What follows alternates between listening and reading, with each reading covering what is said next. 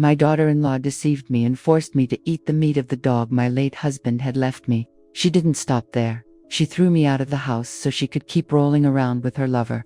A few days later, I returned to that house with a recording device. And then, I'm glad you're here. Stay until the end and tell me from which city you're watching my story. I want to know how far it's reached. I stepped off the bus, my legs aching after 3 long days at the hospital taking care of Estelle, my best friend. The streets of the small town were deserted, the night pitch black, lit only by a few flickering streetlights.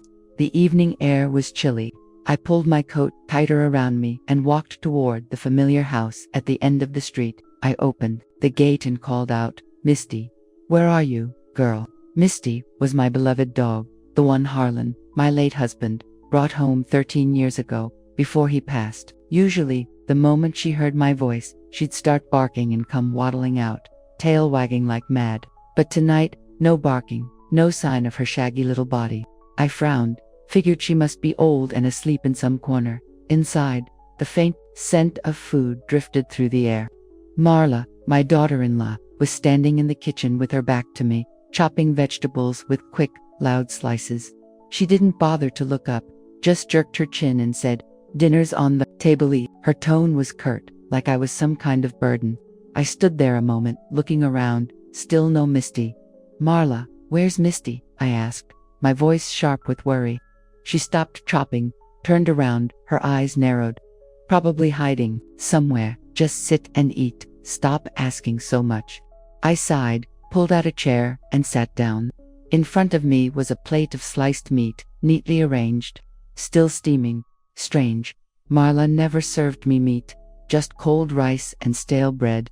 But hunger gnawed at my stomach, so I picked up my chopsticks, took a piece, and put it in my mouth. The meat was tender, fragrant, but something about it made me hesitate.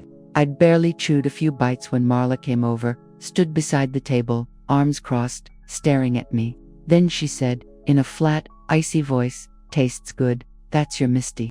I froze. My chopsticks clattered onto the table. "What did you say?" I asked, my voice trembling. Marla curled her lip and stepped closer, speaking slowly, like she wanted every word to cut deep. I said, "You just ate Misty, your precious dog." My mouth went dry, my stomach twisted. I jumped up and ran to the bathroom, collapsed to my knees on the tile, trying to throw it all up. Tears streamed down my face as I retched, throat burning, but nothing could erase the horror. Misty, Harlan's gift, my companion of 13 years, killed and served by my own daughter-in-law. When I stumbled out, a strange man was standing at the door. He wore a stained tank top, hair a mess, and in his hand was my old suitcase, the one I'd tucked away in the closet years ago. Marla walked over and wrapped her arms around his neck, calm as ever. "This is Derek, my boyfriend. This house is mine now. You need to leave." I stood frozen, looking at her, then him. "What are you talking about?" "This is my house, Caleb's house," I shouted, but my voice came out thin. Derek stepped forward, grabbed my arm, and yanked me toward the yard. "Get out, old lady," he growled. I tried to fight him off, but I didn't have the strength. He shoved me hard, sent me sprawling to the ground, then hurled the suitcase out the gate and slammed the door. Through the window, I saw him scoop Marla up in his arms. They laughed loud and disappeared inside.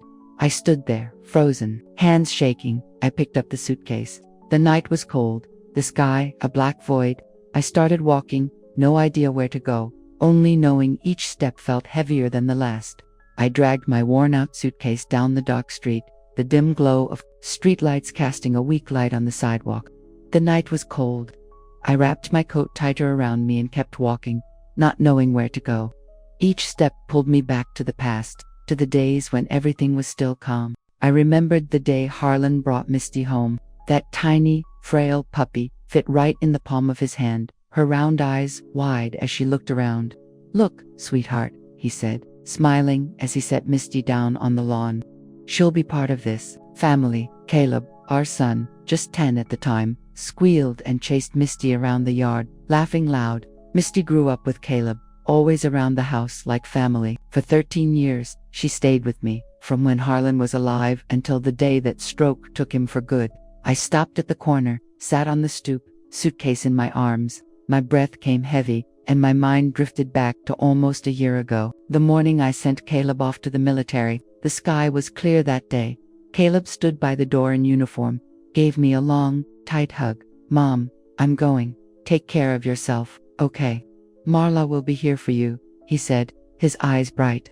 Marla stood next to him, holding my hand, her voice sweet as honey. "Don't worry, Mom, I'll take good care of you so Caleb won't have to." I nodded, watched my son step onto the bus, my heart full of pride and hollow all at once.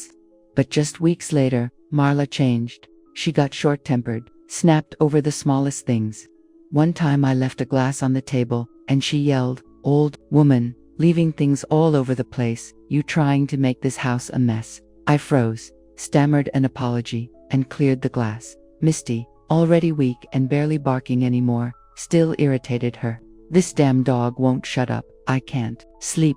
Keep her out of my way," she said sharply. I only nodded and pulled Misty back into my room. Over time, Marla stopped pretending. She started calling me a useless old hag, wouldn't let me sit at the table.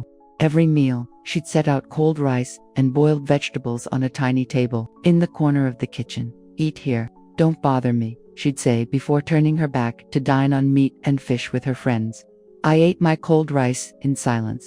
Misty curled up beside me, my chest aching, but I said nothing. Then I started seeing Derek, that strange man, show up at the house. The first time, I was mopping the floor when he walked in wearing a tank top, his hair a mess. "Who's that, Marla?" I asked. She laughed and said, "Oh, that's Derek. He's here to fix the pipes." But I noticed he didn't bring any tools, just sat around drinking beer with her till late. He kept coming after that, always late at night, fixing something again. I asked once, suspicious. Marla shot me a glare. "Why are you in my business? Mind your own." One day, I was cleaning my room when I heard Marla on the phone outside. Her voice was low, but I caught every word. "Yeah, the paperwork's done. Caleb signed the house over to me. Now we just wait for the right time to sell." I froze, hands trembling. "Signed over the house? Caleb made that kind of decision and never told me." I wanted to call him right then, but knowing he was deployed and busy, I held back. "Don't worry him. Let him focus," I told myself, even as dread filled my chest. Misty kept getting weaker, her walk slow, her eyes cloudy, her fur dull. Marla complained daily. "This filthy mutt, get rid of it, give it away. Why are you keeping it around? It stinks up the whole house." I hugged Misty close and said, "She's Harlan's. I'm not letting her go." Marla glared, turned away muttering, "Stubborn old fool." After that, every night I snuck Misty into my room and held her as we slept, making sure Marla wouldn't see. One cool afternoon, I got the news that Estelle had been hospitalized. She lived alone, her son was overseas, and there was no one to take care of her. I was worried sick. "Estelle, I'm coming. Don't be scared," I told her over the phone. But when I thought of Misty, I hesitated. Who would look after her? Caleb wasn't home, and the neighbors were busy. That left Marla. I stood in front of her, uncertain. "Marla, I need to take care of Estelle for a few days. Could you watch Misty for me?" She crossed her arms, face sour. "If you're leaving, take the dog with you. Why leave her here? She stinks and she's a pain." I pleaded, "Please, it's just a few days. I'm begging you.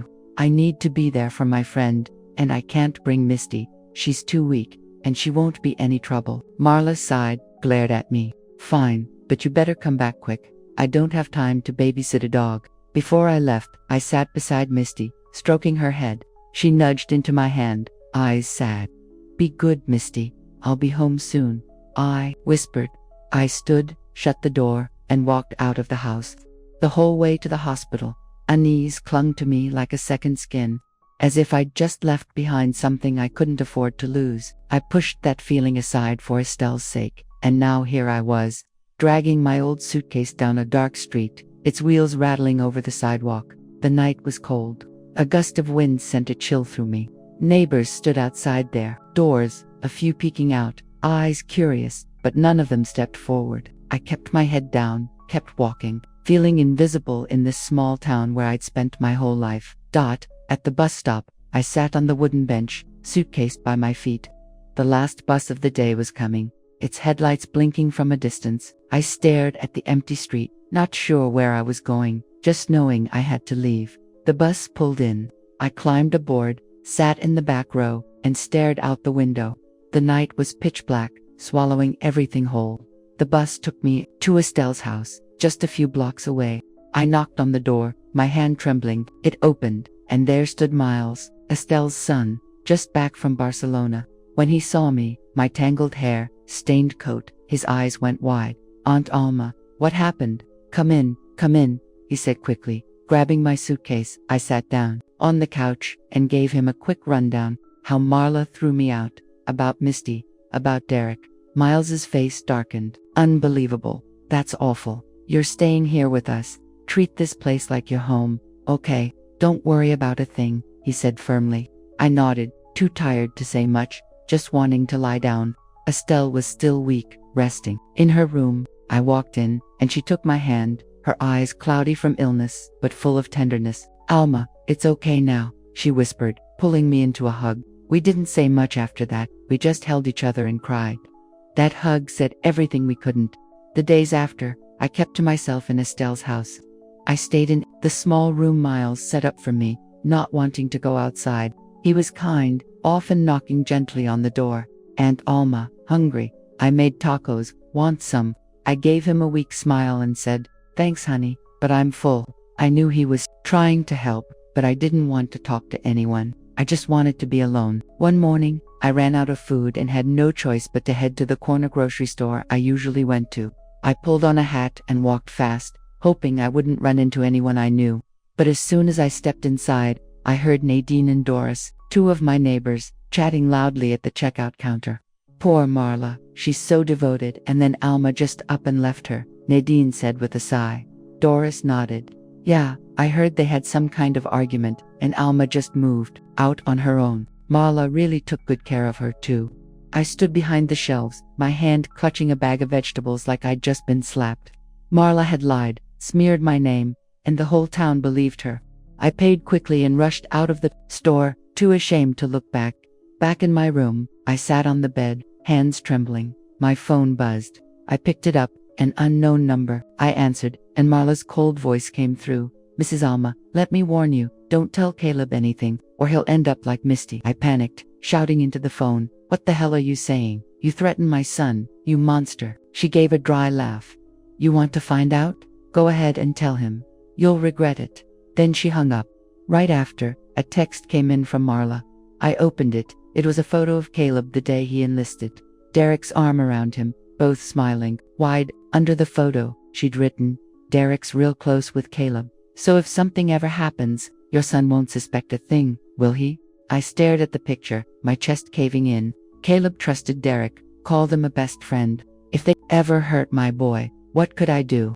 I threw the phone onto the bed, buried my face in my hands. I couldn't breathe from the fear. I decided Marla really took good care of her too. I stood behind the shelves, my hand clutching a bag of vegetables like I'd just been slapped. Marla had lied, smeared my name, and the whole town believed her. I paid quickly and rushed out of the store, too ashamed to look back. Back in my room, I sat on the bed, hands trembling. My phone buzzed. I picked it up, an unknown number. I answered, and Marla's cold voice came through. "Mrs. Alma, let me warn you, don't tell Caleb anything, or he'll end up like Misty." I panicked, shouting into the phone, "What the hell are you saying? You threatened my son, you monster." She gave a dry laugh. "You want to find out? Go ahead and tell him. You'll regret it." Then she hung up. Right after, a text came in from Marla. I opened it. It was a photo of Caleb the day he enlisted. Derek's arm around him, both smiling. Wide, under the photo, she'd written, "Derek's real close with Caleb. So if something ever happens, your son won't suspect a thing, will he?" I stared at the picture, my chest caving in. Caleb trusted Derek, called him a best friend. If they ever hurt my boy, what could I do? I threw the phone onto the bed, buried my face in my hands. I couldn't breathe from the fear. I decided to stay silent, for now. That night, I dreamed of Misty. She came running to me, tail wagging, pressing her head into my hand. I called her name, but she vanished. I woke up in the middle of the night, heart splitting open from the pain. The next morning, sunlight spilled across Estelle's floor. I lay in bed, no longer wanting to hide that it was time to do something. I couldn't let Marla and Derek keep getting away with this. I pulled a small notebook from my suitcase, the one I used to jot down tamale recipes. I sat at the table and began to write, line by line, detail by detail, everything that had happened. What Marla did to Misty, how she threw me out, the days she kept bringing Derek around, and the threatening phone call. I wrote slowly, carefully, afraid to leave anything out. When I was done, I picked up the phone and searched for Vernon's number, Harlan's old lawyer. He helped us with the house paperwork years ago. I called him, my voice a little shaky. "Vernon, it's Alma. I need to see you. It's serious." He replied right away, "Alma, been a long time. What's going on? Can you come to my office this afternoon?" I nodded, even though he couldn't see. "Yes, I'll be there." That afternoon, I walked to Vernon's office, just a few blocks from Estelle's. He sat behind his desk. "I think they're busy trying to sell the place. I heard them talking about it." I nodded, thanked her, my resolve hardening. The next morning, I waited until midday. Once I was sure Marla and Derek were gone, I walked to the old house, my heart pounding. I tried the back door. Thankfully, the lock was still the same. I stepped inside and froze. The house had completely changed. The family photos on the walls were gone. None of my belongings were left. I headed straight for the old bedroom, knelt down, and pulled back the rug. Harlan's small safe was still there, hidden beneath the wooden floor. My hands shook as I entered the old code. Thank God, the house papers were still inside, untouched. I stuffed them into my bag, stood up, and started to leave. Suddenly, I heard a car pull up out front. Marla's voice rang out, "Hurry up, Derek, grab the stuff and let's go." Panic surged through me. I darted into the back storage room and crouched behind a stack of boxers. Marla and Derek came in, their voices loud and clear. "Once the house sells next month, we're heading to Clearwater, baby. Finally gonna live it up," Derek said, sounding thrilled. Marla laughed. "Damn right. I'm sick of this town. You just take care of the paperwork. Caleb won't suspect a thing." I fumbled for my phone, hands shaking, and hit record. They kept talking about the money from the sale, about their new place by the beach. I stayed frozen, holding my breath, until I heard their car drive off again. I slipped out and ran back to Estelle's, heart still racing. In my room, I played the recording back. Marla and Derek's voices were clear, each word cut like a knife. I knew I had evidence now. I opened my notebook and started writing a long letter to Caleb. I told him everything, from what happened to Misty, to Marla's lies, and the plan to steal the house. But I didn't send it. I tucked it into the notebook, deciding I'd hand it to him myself when he came home. I waited 2 days, sitting in the little room at Estelle's, fingers brushing over the cover of that notebook. The recording and the house papers were in my bag, but I knew having them wasn't enough. I had to face Marla, show her I wasn't some frail old woman she could walk all over. That afternoon, I put on my coat, slid the phone into my pocket, and walked to the old house. The late day air was cool, but my hands were ice. Standing at the front door, I took a deep breath and knocked hard, 3 times. The door opened. Marla stood there, hand on her hip, eyes narrowed. "Mrs. Alma," she said, voice sharp as glass. "You've got the nerve to show up here. What do you want now?" I stood straight, looked her in the eye. "I came to talk." Marla opened the door. "I'm not doing this on the porch," she sneered, stepped aside with a flick of her hand. "Come in, but don't think you're gonna change a damn thing. This house is mine now." I stepped into the living room and was stunned. Everything was different. The photos of Caleb and Harlan were gone. In their place were huge framed shots of Marla and Derek on the beach, grinning like they owned the world. Derek sat on the sofa, feet propped on the table, beer can in hand. He looked at me, grinned wide. "Old lady come to apologize. Too late, we're good without you." I stood in the middle of the room, looking at them both, speaking each word clearly. "Marla, Derek, I know all about your plan. Selling the house, lying to Caleb, trying to steal everything. I have proof, and I'm warning you to stop before it's too late." Marla laughed, stepped closer, and jabbed her finger into my chest. "What did you say? Proof? You think I'm scared of your little threats? Caleb is my husband. He'll take my side, not some senile old woman like you. Don't believe me? Just wait and see who he trusts." Derek got up, tossed his beer can onto the table with a sharp metallic clank. "I think they're busy trying to sell the place. I heard them talking about it." I nodded, thanked her, my resolve hardening. The next morning, I waited until midday. Once I was sure Marla and Derek were gone, I walked to the old house, my heart pounding. I tried the back door, Thankfully, the lock was still the same. I stepped inside and froze. The house had completely changed. The family photos on the walls were gone. None of my belongings were left. I headed straight for the old bedroom, knelt down, and pulled back the rug. Harlan's small safe was still there, hidden beneath the wooden floor. My hands shook as I entered the old code. Thank God, the house papers were still inside, untouched. I stuffed them into my bag, stood up, and started to leave. Suddenly, I heard a car pull up out front. Marla's voice rang out, "Hurry up, Derek, grab the stuff, and let's go." Panic surged through me. I darted into the back storage room and crouched behind a stack of boxers. Marla and Derek came in, their voices loud and clear. "Once the house sells next month, we're heading to Clearwater. Baby, finally gonna live it up," Derek said, sounding thrilled. Marla laughed. "Damn right.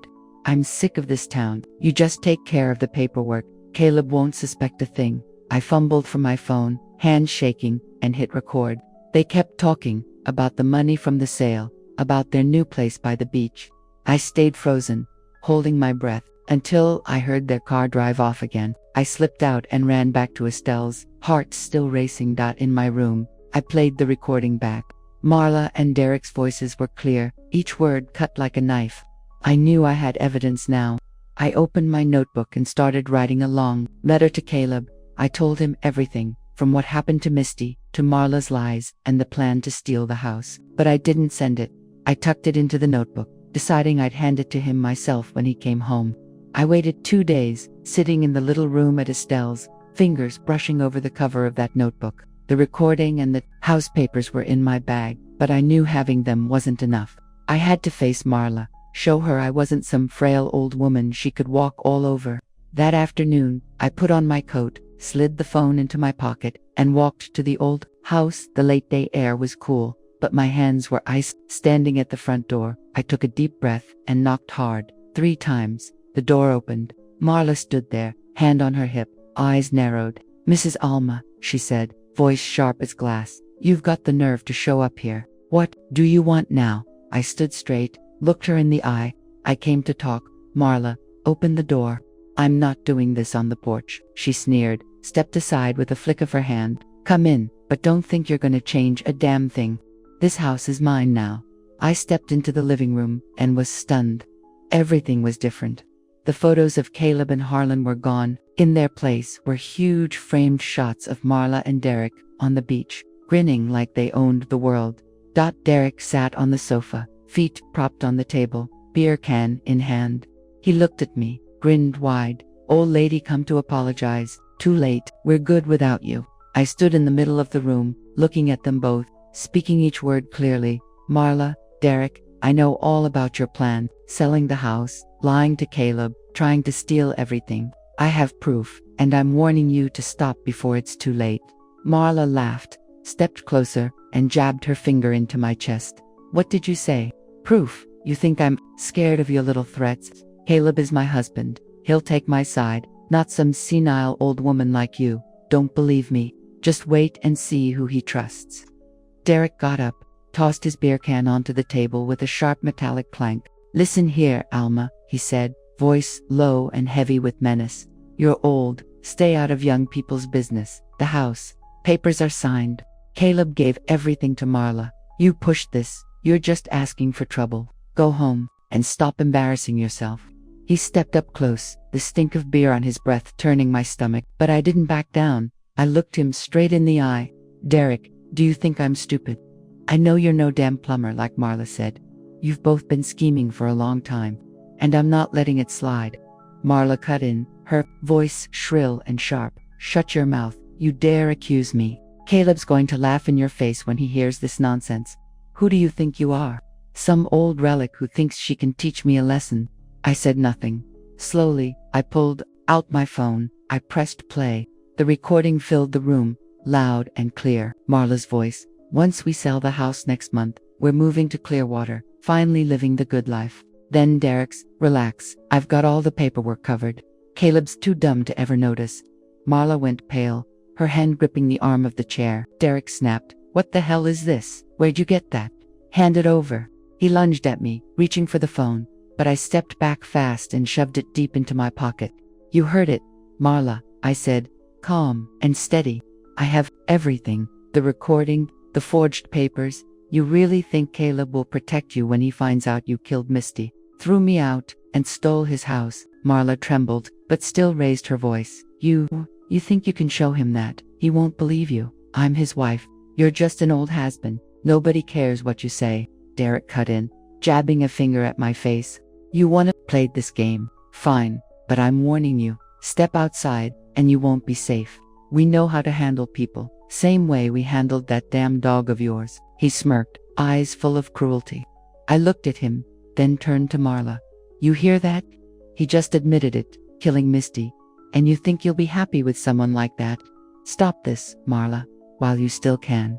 Marla screamed, her voice cracking. Get out. I don't need your lectures. This is my house. You don't get to come in here and act like you own the place. She pointed to the door, face burning red. I looked at her one last time, speaking slowly. I'll wait for Caleb to come home, Marla. The truth will come out, and you'll answer for everything. I turned and walked out, ignoring her screaming behind me. You'll never beat me, old woman. Outside, I passed through the small garden, where Misty used to lie in the sun. My eyes caught something, glinting in the grass. It was her old collar, half buried under the brush. Harlan had made it himself from leather, with her name carved into it. I knelt, picked it up, and held it tight in my hand. Then, I stood, and walked away, feeling lighter. I had finally cut ties with Marla, like severing a rotten cord that should have snapped years ago. A week later, my phone rang around noon. It was Caleb. His voice on the line was full of surprise. Mom, I just got back. I'm out of the service now. Why aren't you and Misty at the house? What's going on? I sat on the bed at Estelle's place, gripping the phone tightly. Caleb, you're back. Meet me at the Lantern Cafe near Estelle's. I'll explain everything. And don't tell Marla. Do you understand? I said carefully. Caleb hesitated. What's this about? Why can't I tell my wife I'm meeting you? I responded quickly, firmly. I'll explain everything at the cafe. Just, please, don't let Marla know you're coming. He still sounded unsure, but finally said, okay, I'm on my way. I got to the cafe first and picked a small table in the corner. I ordered a café con leche. The place was small, smelled of fresh coffee, with a few people chatting over churros. Caleb walked in wearing a simple t-shirt, his hair cropped short, looking healthy but with worry in his eyes. He hugged me and sat down. Mom, are you okay? Why are you here? Marla said you left on your own after some argument. I sighed, reached into my bag, and pulled out the notebook, the letter, and my phone with the recording. Caleb, listen to me. Things aren't the way Marla told you. I was thrown out, and it's worse than that. Listen to this, I said, handing him the phone. I hit play. Marla's voice came through. Once we sell the house next month, we're moving to Clearwater, finally living the good life. Then Derek, don't worry, I've got all the paperwork done. Caleb's too dumb to notice. Caleb sat frozen, gripping the phone. His face went from shocked to flushed red. But then, he shook his head. Mom, no, Marla wouldn't do that. You must have misunderstood something. I stared at him, stunned. Misunderstood. You heard her with your own ears. She killed Misty, kicked me out, and tried to sell the house. Caleb looked down at the table, his voice low. Mom, Marla told me everything yesterday. She cried, said you were mad at her over small things and left on your own. I don't think she'd do any of this. I tried to stay calm. I pushed the notebook and letter toward him, read it. I wrote everything down. I'm not lying. And Derek, he's not who you think he is. He's been in the house constantly, not fixing any pipes. Marla told me herself that she's been seeing him. Caleb's brow furrowed, and his voice got sharper. Mom, Derek's been my best friend since high school. He's not a bad guy. Look, just go back to the house. I'll talk to Marla. If there's a misunderstanding, we can fix it. But you can't go around accusing people like this. I looked at my son. I wanted to scream, but instead, I stayed quiet and nodded. Fine. Look into it. I'll wait, I said, then stood and walked out of the cafe. Later, Caleb told me what happened that night. When he got home, Marla was already waiting. She ran to him, wrapped her arms around him, crying, Baby, I'm so glad you're home. Your mom misunderstood everything. I didn't do anything wrong. She got mad at me for tossing out old stuff and just left. I had to explain it to the neighbors so they wouldn't start gossiping. Caleb sat down on the couch. Marla, Mom says you killed Misty, that you're trying to sell the house. Is that true? Marla's eyes went wide, tears rolling down her cheeks. Oh my God, how could I ever do something like that? Misty probably just ran off. I looked everywhere. And the house, I'd never sell it. It's yours, baby. She played her role perfectly, voice shaking, clinging to Caleb. He still believed her, patted her shoulder. All right, stop crying. I'll talk to Mom. She's old, maybe confused. I'll take you on a little trip to relax. We'll sort things out after. When she heard that, Marla smiled wide, wrapped her arms around Caleb's neck, and whispered, I knew you'd believe in me, baby. The next morning, Caleb left the house and headed to the travel agency downtown to get information on an overseas vacation package. He had scheduled an appointment, planned to take Marla on a trip to help her relax. Halfway there, he suddenly remembered he'd forgotten his wallet. Damn, left my money. Gotta go back, he muttered, turning the car around. When he pulled up to the house, he saw Derek's car parked right in front of the gate. What the hell is Derek doing here? This early, he wondered, and my warning about Derek flashed through his mind. A flicker of doubt crept in. Caleb got out quietly and walked toward the house. The front door was ajar. He pushed it open and stepped inside. Strange noises came from the bedroom. Laughter, Marla's voice mixed with Derek's. Caleb froze, feet planted to the floor. He walked to the bedroom and opened the door. What he saw made him go numb. Marla and Derek, tangled together on the very bed he shared with his wife. Their clothes scattered all over the floor. Marla gasped and screamed, Caleb, when did you get home? Derek scrambled to pull the blanket over himself. Caleb, listen, it's not what you think, Caleb roared, his face flushed red. Not what I think. I saw it with my own damn eyes. Derek, you're my friend. And you, Marla, you're my wife. How could you both do this to me? Marla dropped to the floor, sobbing. Baby, I'm sorry. Derek forced me. I didn't want to. Please believe me. Derek snapped, losing all composure. Forced you. You came on to me. Don't blame this on me. Caleb stared at them, fists clenched. Get out of my house. Derek, now, he shouted. Derek grabbed his clothes, shot Marla a cold glare, and ran out. Marla reached for Caleb's arm. Please, forgive me. I messed up. I'm sorry. He pulled away, voice flat. Don't touch me. We're done. Caleb picked up his phone and called me immediately. His voice cracked. Mom, you were right. I'm sorry. I didn't believe you. I saw everything. Marla and Derek. They betrayed me. I'm coming to you right now. I sat in Estelle's house, listening to my son's voice, and simply said, come to Estelle's. I'll be waiting. Half an hour later, Caleb arrived and hugged me tight at the door. Mom, I've been such a fool. I let you suffer. I promise, I'll get everything back. Our house, everything Marla stole, he said, his eyes red. I patted his shoulder. It's enough that you see the truth. Now you and I, let's handle this together, all right? Caleb nodded and held my hand. Life is like a tree in the yard. The wind might bend it, even break off a branch, but if the roots are strong, it will grow again. Caleb and I, we would start over. 3 days later, Caleb and I walked into Vernon's office. Harlan's old lawyer. The small office smelled of aged paper and fresh coffee. Vernon sat behind a wooden desk, glasses perched on his nose, flipping through a file. He looked up and smiled faintly.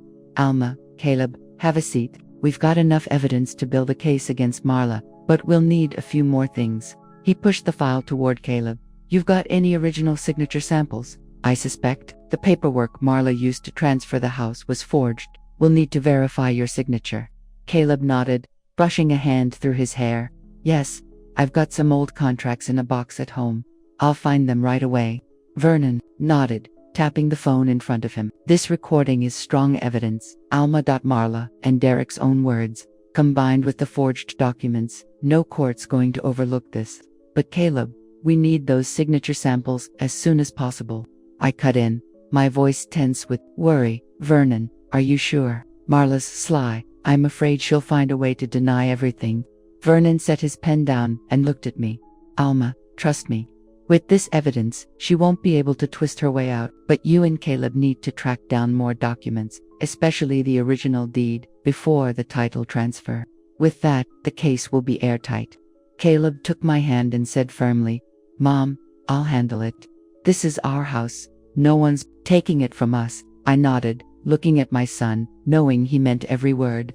That afternoon, Caleb and I walked back to the old house. The sun was gentle, and the smell of wild daisies drifted from a neighbor's yard. When we reached the gate, Derek was already there, blocking the front door, still in his tank top, arms crossed, eyes burning. "What the hell are you doing here? This isn't your house anymore," he growled. Caleb stepped forward, locking eyes with him. "Derek, move. This is my house. I have every right to be here. If you don't step aside, I'm calling the cops." Derek scoffed, spat on the ground. "Go ahead, Caleb. You think the cops care? This house is Marla's now. Paperwork's all in order." "You already lost." Caleb pulled out his phone and spoke loudly. "Hello, town police. I need to report a trespass at my house." Derek flinched, throwing up his hands. All right. Don't make a scene. Go in, but don't think you're getting anything." He stepped back and opened the gate, still glaring at us. We walked inside. Marla was on the sofa, her eyes puffy, hair a mess. The moment she saw Caleb, she ran over, dropped to her knees, grabbed his hand. "Caleb, baby, please, I'm sorry. Derek made me do it. I never wanted any of this. Please don't leave me." Caleb pulled his hand away, voice ice cold. "Marla, save it. I saw you and Derek in my bed. You think I'm that stupid?" Marla broke down crying, turning to me. "Alma, what did you tell him? You ruined my family. I took care of you for so long. How could you do this to me?" I shook my head. "Marla, you dug this grave yourself. Don't put it on me. You killed Misty. You threw me out. And now you want to play the victim." Caleb didn't respond. He went straight to the bedroom, opened the closet, and started digging for the paperwork. I stood in the living room, looking around. The house felt foreign, no longer the home I'd lived in for decades. I glanced at the trash bin by the table and spotted a crumpled piece of paper. I picked it up. It was an old photo, Harlan and Misty in the garden, both smiling wide. The photo was wrinkled, nearly torn. I smoothed it out gently and slipped it into my coat pocket. Suddenly, Marla bolted to the gate, screaming, "Derek, get in here. Don't let them take anything. You dragged me into this. You killed that dog to scare Alma. You're part of this too." Derek was still in the yard. When he heard that, he stormed back inside, face flushed red. "You really said that? You told me to kill that damn dog?" "Yep," said it'd scare the old woman into leaving. "Don't you dare play innocent now," Marla screamed back. "Shut up. You forced me to sign fake documents. You said selling the house was your big idea. I just wanted to stay with Caleb. You ruined everything." Derek jabbed a finger at her face. "You liar. You agreed to all of it. Now you want to dump it on me. No way in hell you're getting off clean." Caleb and I stood frozen, listening to them tear into each other. In the chaos, Marla shouted, "Derek killed Misty to scare Alma." Derek barked back, "Shut your mouth. You think I'm taking the fall for all of this? You planned it from the beginning. I just followed orders." Caleb quietly raised his phone. "You two done?" he said. "I've been recording everything since we walked in."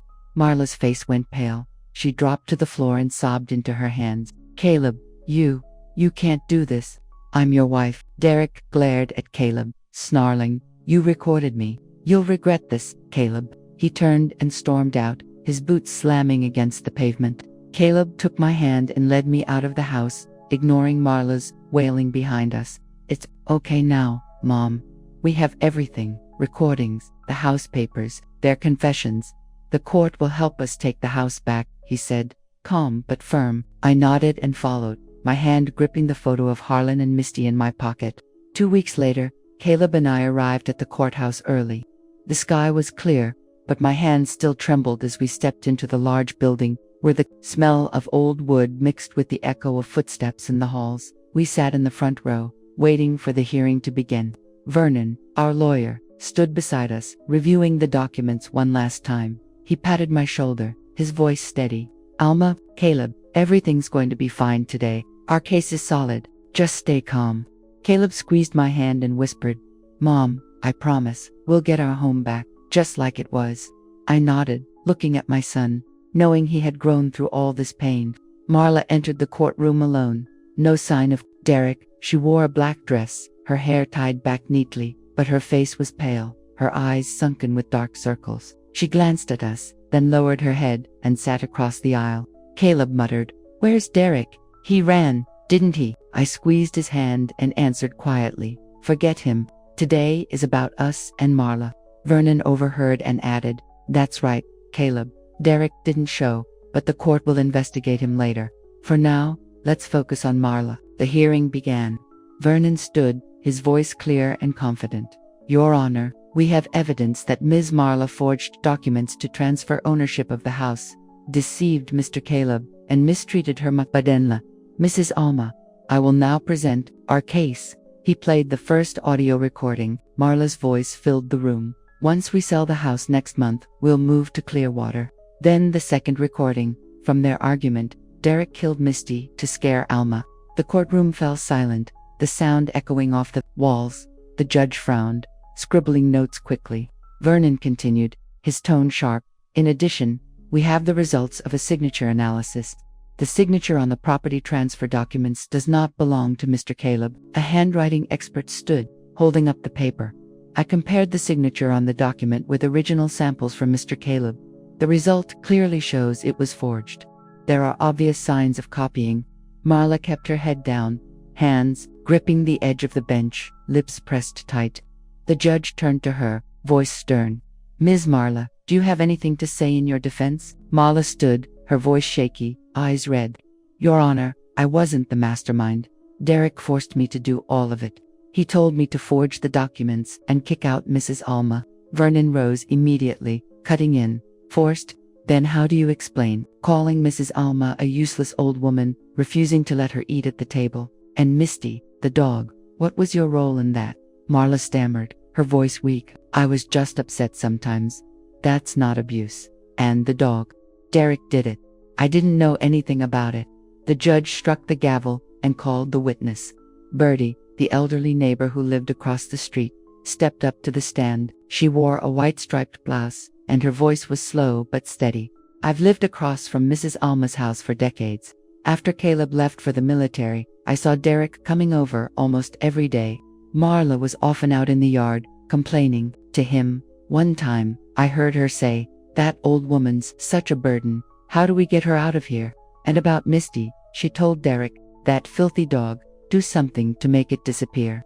The courtroom buzzed. Marla shot to her feet, shouting, "You're lying. I never said that. You're just a neighbor. What do you even know? You're making this up." Bertie looked at her and shook her head.